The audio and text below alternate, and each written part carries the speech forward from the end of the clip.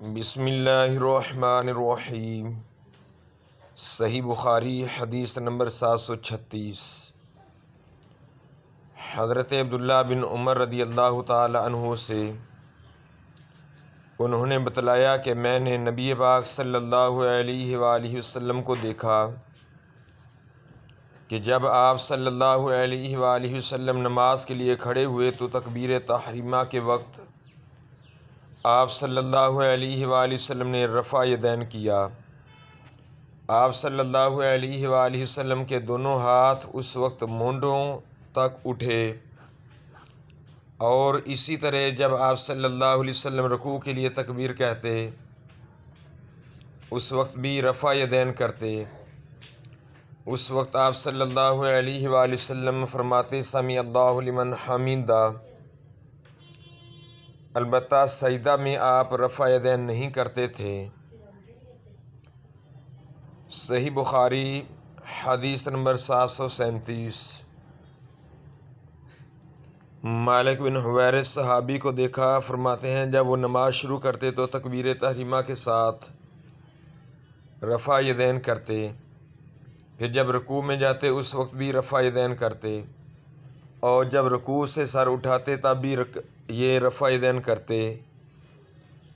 اور انہوں نے بیان کیا کہ رسول اللہ صلی اللہ علیہ وسلم بھی اسی طرح کیا کرتے تھے۔ صحیح بخاری حدیث نمبر 738۔ حضرت عبداللہ بن عمر نے خبر دی کہ عبداللہ بن عمر نے فرمایا کہ میں رسول اللہ صلی اللہ علیہ وآلہ وسلم کو دیکھ رہا تھا، میں نے دیکھا کہ نبی پاک صلی اللہ علیہ وآلہ وسلم نماز تکبیر تحریمہ سے شروع کرتے اور تکبیر کہتے وقت اپنے دونوں ہاتھوں کو کندھوں تک اٹھا کر لے جاتے، اور جب رکوع کے لیے تکبیر کہتے تب بھی اسی طرح کرتے، اور جب سمیع اللہ لمن حمیدہ کہتے تب بھی اسی طرح کرتے، اور ربنا ولک الحمد کہتے۔ سجدہ کرتے وقت یا سجدے سے سر اٹھاتے وقت اسی طرح رفع یدین نہیں کرتے تھے۔ صحیح بخاری حدیث نمبر 739۔ حضرت عبداللہ بن عمر جب نماز میں داخل ہوتے تو پہلے تکبیر تحریمہ کہتے اور ساتھ ہی رفع یدین کرتے، اسی طرح جب وہ رکوع کرتے تب، اور جب سمیع اللہ لمن حمیدہ کہتے تب بھی رفع یدین کرتے، دونوں ہاتھوں کو اٹھاتے، اور جب قعدہ اولیٰ سے اٹھتے تب بھی رفع یدین کرتے۔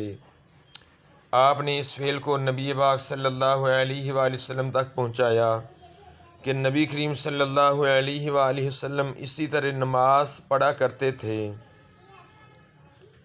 صحیح بخاری حدیث نمبر 740۔ حضرت سہل بن سعد سے لوگوں کو حکم دیا جاتا تھا کہ نماز میں دایاں ہاتھ بائیں کلائی پر رکھیں۔ ابو حازم بن دینار نے بیان کیا کہ مجھے اچھی طرح یاد ہے کہ آپ اسے رسول اللہ صلی اللہ علیہ وسلم تک پہنچاتے تھے۔ اسماعیل بن ابی اویس نے کہا کہ یہ بات نبی پاک صلی اللہ علیہ وآلہ وسلم تک پہنچائی جاتی تھی، یوں نہیں کہا کہ پہنچاتے تھے۔ صحیح بخاری حدیث نمبر 741۔ حضرت ابو ہریرہ رضی اللہ تعالیٰ عنہ سے رسول اللہ صلی اللہ علیہ وآلہ وسلم نے فرمایا کہ کیا تم سمجھتے ہو کہ میرا منہ ادھر قبلہ کی طرف ہے؟ اللہ کی قسم تمہارا رکوع اور تمہارا خشوع مجھ سے کچھ چھپا ہوا نہیں ہے، میں تمہیں اپنے پیچھے سے بھی دیکھتا رہتا ہوں۔ صحیح بخاری حدیث نمبر 742۔ حضرت انس بن مالک رضی اللہ تعالیٰ عنہ سے بیان ہے، وہ نبی پاک صلی اللہ علیہ وآلہ وسلم سے کہ آپ صلی اللہ علیہ وآلہ وسلم نے فرمایا رکوع اور سجود پوری طرح کیا کرو، اللہ کی قسم میں تمہیں اپنے پیچھے سے بھی دیکھتا رہتا ہوں، یا اس طرح کہا کہ پیٹھ پیچھے سے جب تم رکوع کرتے ہو اور سجدہ کرتے ہو تو میں تمہیں دیکھتا ہوں۔ صحیح بخاری حدیث نمبر 743۔ حضرت قتادہ رضی اللہ تعالی عنہ کے واسطہ سے انہوں نے انس رضی اللہ تعالی عنہ سے کہ نبی پاک صلی اللہ علیہ وآلہ وسلم اور ابو بکر اور عمر نماز الحمدللہ رب العالمین سے شروع کرتے تھے۔ صحیح بخاری حدیث نمبر 744۔ حضرت ابو ہریرہ رضی اللہ تعالی عنہ نے بیان کیا، انہوں نے فرمایا کہ رسول اللہ صلی اللہ علیہ وآلہ وسلم تکبیر تحریمہ اور قرات کے درمیان تھوڑی دیر چپ رہتے تھے۔ ابو زرعہ نے کہا کہ میں سمجھتا ہوں ابو ہریرہ نے یوں کہا کہ یا رسول اللہ صلی اللہ علیہ وآلہ وسلم، آپ پر میرے ماں باپ فدا ہوں، آپ اس تکبیر اور قرات کے درمیان کی خاموشی کے بیچ میں کیا پڑھتے ہیں؟ آپ صلی اللہ علیہ وآلہ وسلم نے فرمایا کہ میں پڑھتا ہوں اللہم باعد بینی و بین خطایا کما باعدت بین المشرق والمغرب، اللہم نقنی من الخطایا کما ینقی ثوب الابیض من الدنس، اللہم اغسل خطایا بالماء والثلج والبرد۔ اے اللہ میرے اور میرے گناہوں کے درمیان اتنی دوری کر جتنی مشرق اور مغرب میں ہے۔ اے اللہ مجھے گناہوں سے اس طرح پاک کر جیسے سفید کپڑا میل سے پاک ہوتا ہے۔ اے اللہ میرے گناہوں کو پانی، برف اور اولے سے دھو ڈال۔ صحیح بخاری حدیث نمبر 745۔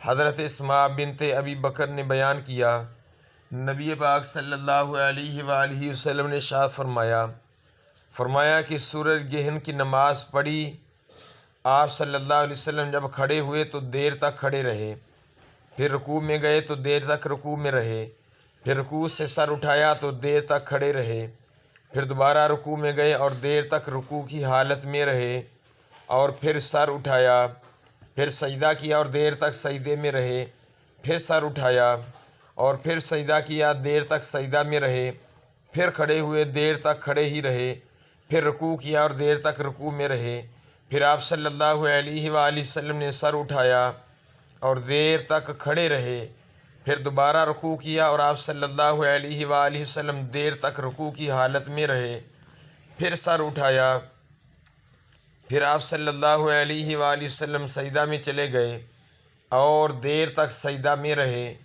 جب نماز سے فارغ ہوئے تو فرمایا کہ جنت مجھ سے اتنی نزدیک ہو گئی تھی کہ اگر میں چاہتا تو اس کے خوشوں میں سے کوئی خوشہ تم کو توڑ کر لا دیتا، اور مجھ سے دوزخ بھی اتنی قریب ہو گئی تھی کہ میں بول پڑا کہ میرے مالک میں تو اس میں نہیں ہوں۔ میں نے وہاں ایک عورت کو دیکھا، نافع بیان کرتے ہیں کہ مجھے خیال آیا کہ ابن ابی ملیکہ نے بتلایا کہ اس عورت کو ایک بلی نوچ رہی تھی۔ میں نے پوچھا کہ اس کی کیا وجہ ہے؟ جواب ملا کہ اس عورت نے اس بلی کو باندھے رکھا تھا تاکہ بھوک کی وجہ سے وہ مر گئی، نہ تو اس نے اسے کھانا دیا اور نہ چھوڑا، اور وہ خود ہی سے کھا لیتی۔ نافع نے بیان کیا کہ میرا خیال ہے کہ ابن ابی ملیکہ نے یوں بیان کیا کہ نہ چھوڑا کہ وہ زمین کے کیڑے وغیرہ کھا لیتی۔ صحیح بخاری حدیث نمبر 746۔ حضرت خباب بن ارت رضی اللہ تعالیٰ عنہ صحابی سے پوچھا، کیا رسول اللہ صلی اللہ علیہ وآلہ وسلم ظہر اور عصر کی رکعتوں میں فاتحہ کے سوا اور کچھ قرات کرتے تھے؟ انہوں نے فرمایا ہاں۔ میں نے عرض کی کہ آپ لوگ یہ بات کس طرح سمجھ جاتے تھے؟ فرمایا کہ آپ صلی اللہ علیہ وآلہ وسلم کی داڑھی مبارک کے ہلنے سے۔ صحیح بخاری حدیث نمبر 747۔ حضرت براء بن عازب نے بیان کیا، اور وہ جھوٹے نہیں تھے، جب وہ صحابہ نبی پاک صلی اللہ علیہ وآلہ وسلم کے ساتھ نماز پڑھتے تو نبی کریم صلی اللہ علیہ وآلہ وسلم کے رکوع سے سر اٹھانے کے بعد اس وقت تک کھڑے رہتے جب تک دیکھتے کہ آپ صلی اللہ علیہ وسلم سجدہ میں چلے گئے ہیں۔ اس وقت وہ بھی سجدے میں جاتے۔ صحیح بخاری حدیث نمبر 748۔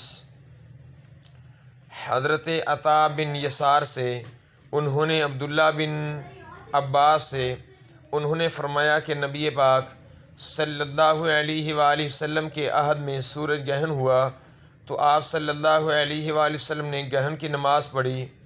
لوگوں نے پوچھا کہ یا رسول اللہ صلی اللہ علیہ وآلہ وسلم، ہم نے دیکھا کہ نماز میں آپ صلی اللہ علیہ وآلہ وسلم اپنی جگہ سے کچھ لینے کو آگے بڑھے تھے، پھر ہم نے دیکھا کہ کچھ پیچھے ہٹے۔ آپ صلی اللہ علیہ وآلہ وسلم نے فرمایا کہ میں نے جنت دیکھی تو اس میں سے ایک خوشہ لینا چاہا، اور اگر میں لے لیتا تو اس وقت تک تم اسے کھاتے رہتے جب تک دنیا موجود ہے۔ صحیح بخاری حدیث نمبر 749۔